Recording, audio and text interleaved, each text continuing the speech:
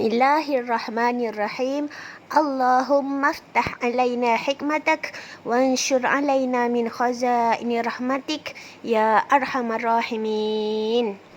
Assalamualaikum warahmatullahi wabarakatuh. Untuk perkongsian hari ini, topiknya adalah isim isyarah. Okey, isim isyarah bermaksud kata tunjuk. Kata tunjuk digunakan apabila kita ingin membuat sesuatu demonstrasi ataupun tunjukkan sesuatu seperti ingin menunjuk orang atau binatang ataupun benda. Seperti bahasa Inggeris, bahasa Arab juga ada keperluan penggunaannya. Seperti perkataan itu, ini bergantung kepada bilangan objek ataupun manusia. Jika bahasa Inggeris kita ada this atau that, bahasa Arab ada hadha dan hadhihi. Namun yang uniknya, bahasa Arab perjelaskan lagi jantina manusia atau kata namanya. Jom kita tengok lebih terperinci lagi bagaimana dikatakan sifat kata tunjuk seperti dalam slide ini. Dalam bahasa Arab, isim isyarah terbahagi kepada dua, iaitu lil ba'id dan lil qarib. Saya ulang sekali lagi, isim isyarah terbahagi kepada dua, iaitu lil ba'id untuk jarak jauh dan lil qarib untuk dari jarak dekat. Kata tunjuk boleh jadi kita nak tunjuk sesuatu atau manusia atau binatang atau benda dari jarak dekat dan boleh jadi juga daripada jarak jauh. Okey, baik. Kita perhatikan slide ini.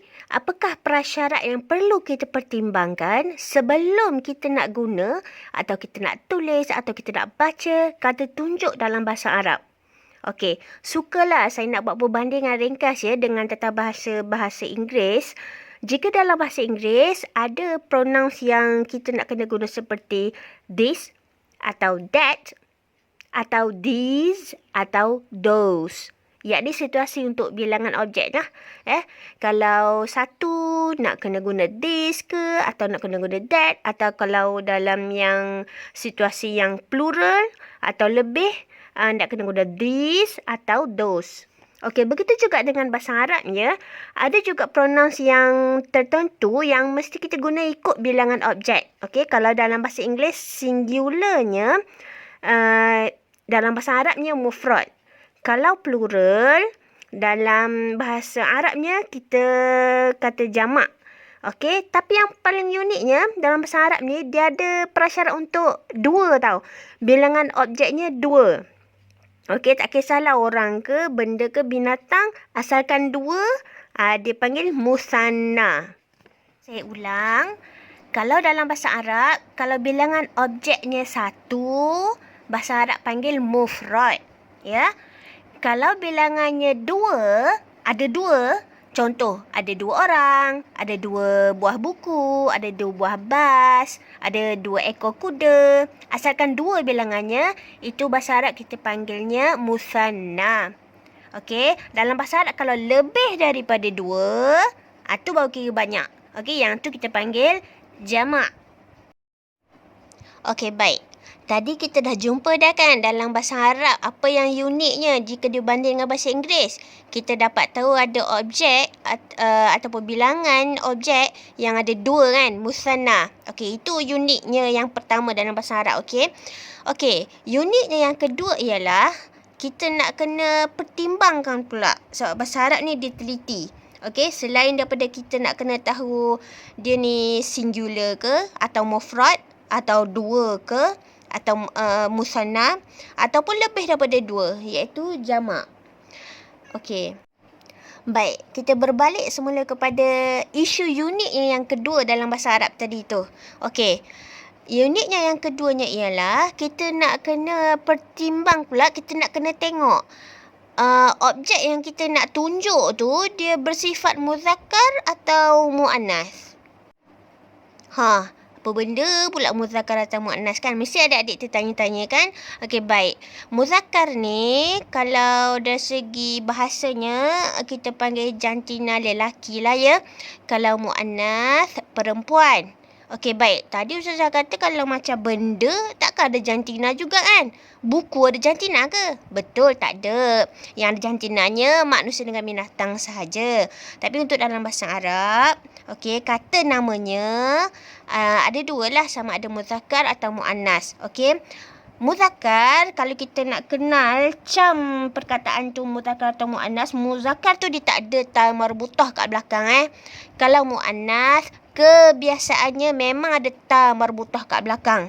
Okey, yang bulat tu lepas tu ada titik dua kat atas. Kenal tak ta marbutah macam mana? Okey, tak apa. Nanti kita tengok contoh dekat slide sebelah ya.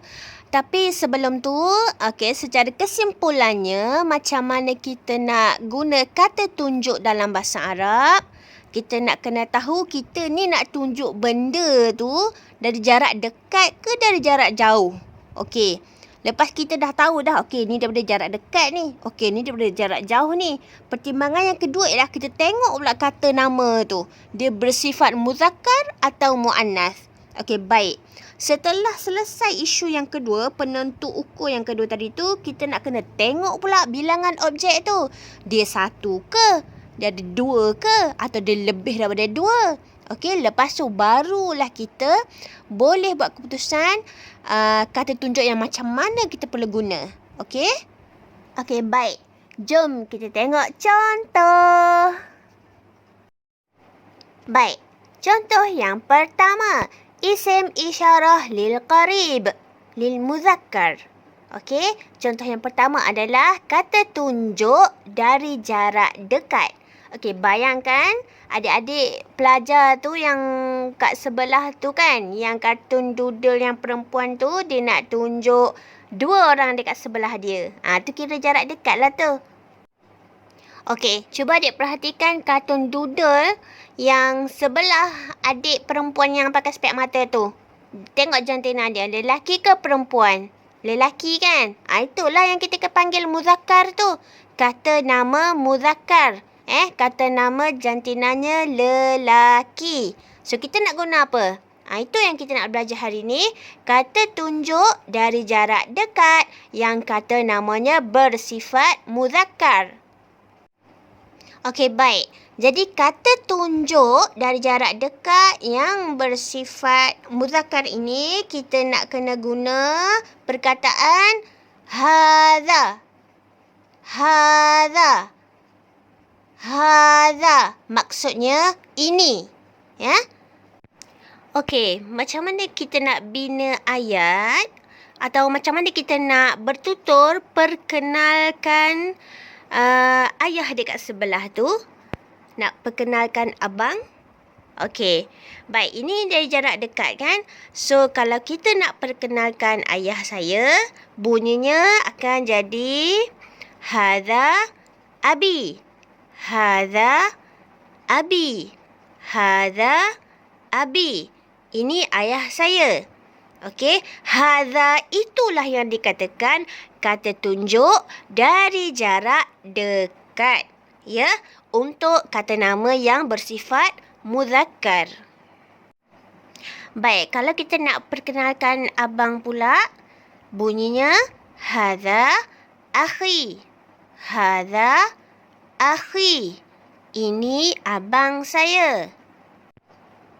Okey, mari kita kenal pula dengan isim isyarah lil qarib li muannas. Kata tunjuk untuk kata nama yang dari jarak dekat yang bersifat muannas, jantinanya perempuan. Okey, perhatikan ada ke tak ta marbutah yang kita sebut tadi tu, yang bulat ada titik tu kat atas tu. Okey. Tengok nak ada gambar apa kat situ? Gambar perempuan kan? Satu mak, seorang lagi tu nenek. So, macam mana kita nak perkenalkan ini ibu saya? Ataupun kita nak buat ayat ini nenek saya. Okey, ingat ini adalah jari jarak dekat dan ianya adalah bersifat muannas. So, ini kita guna perkataan kata tunjuk hadhihi. Hadhihi. Hadhihi. Maksudnya juga ini ya, sama macam hadha tadi. Cumanya hadha untuk kata nama yang bersifat muzakkar. Hadhihi Ini untuk kata nama yang bersifat mu'annath. Okey, sekarang kita nak bina ayat. Nak perkenalkan mak. Ini mak saya. Okey, so bunyinya akan hadhihi ummi. Hadhihi ummi. Okey, kalau kita nak perkenalkan nenek kita pula, ini nenek saya. Okey, so bunyinya akan hadhihi jaddati. Hadhihi jaddati. Okey, faham tak? Okey, jom kita tengok contoh kata tunjuk untuk dari jarak jauh yang bersifat muzakkar pula. Isim isyarah lil ba'id, li muzakkar. Okey, kalau kita nak tunjuk ya, ataupun nak perkenalkan sesuatu yang jauh daripada kita, contohlah situasi ada kawan datang rumah, lepas tu dia tengok gambar dekat dinding, lepas tu orang pun tanya, siapa tu kat dalam gambar? So adik pun nak perkenalkan, oh tu ayah saya, itu pula abang saya. Macam tu. So bunyinya macam mana? Okey, bunyinya akan jadi, ini kan muzakkar ya, muzakkar sebab gambar tu lelaki kan. Semuanya lelaki kan. Okey, seorang ada ayah, seorang ada adik. So dia adalah mufrad. Ingat, singular, satu. Kalau seorang, kalau satu dia mufrad. So kita akan guna zalika. Okey, zalika. Okey, macam mana bunyi kita nak perkenalkan itu datuk saya? Okey, bunyinya akan zalika jaddi. Okey, kalau kita nak perkenalkan abang pula dari jarak jauh. Okey, abang muzakkar kan? Okey, so kalau dari jarak jauh bunyinya zalika akhi. Zalika akhi. Okey, sekarang isim isyarah lil ba'id, li mu'annath. Okey, kata tunjuk dari jarak jauh untuk kata nama yang bersifat mu'annath ataupun perempuan. Okey, katakanlah dalam situasi kawan datang rumah juga. Okey, kita duduk luar dapur. Lepas tu ada orang tanya, siapa tu? Lepas tu kita pun nak perkenalkan, oh tu mak saudara saya, yang tu pula nenek saya. Jauh kan? Jauh. So kita nak perkenalkan ayatnya, itu adalah ibu saudara saya, bunyinya akan jadi tilka. Okey, kata tunjuknya adalah tilka. Okey, tilka adalah kata tunjuk dari jarak jauh untuk kata nama yang bersifat mu'annath atau perempuan. Ya, sekali lagi saya ulang. Tilka ammati. Tilka ammati. Itu ibu saudara saya. Baik. Macam mana pula ayat bunyi kalau kita nak perkenalkan itu nenek saya? Okey. Tilka jaddati. Tilka jaddati. Itu nenek saya. Alhamdulillah adik-adik, selesai sudah topik kita pada hari ini untuk kata tunjuk dari jarak dekat dan dari jarak jauh untuk kata nama yang bersifat muzakkar dan muannas. Semoga bermanfaat dan harap-harap adik faham apa yang telah dikongsikan sebentar tadi. Okey? Jika tak faham, boleh ulang lagi tengok dan tengok lagi sehingga faham. Okey? Ma'assalamah, sehingga berjumpa lagi. Assalamualaikum.